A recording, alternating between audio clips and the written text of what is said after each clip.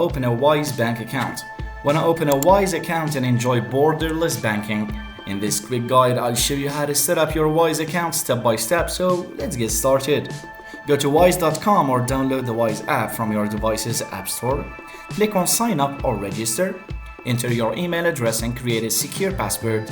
Then select whether you're signing up for a personal or business account. Enter your full name, date of birth, and address. Then choose the primary currency for your account. Upload a government-issued ID such as a passport or national ID card, depending on your country.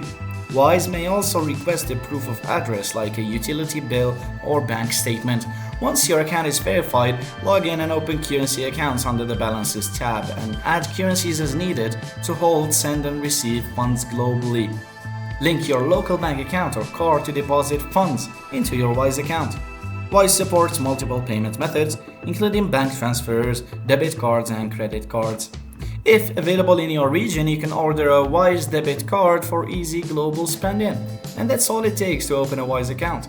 You're now ready to enjoy seamless, low-cost international transfers. Like this video and subscribe for more helpful tutorials. Thanks for watching.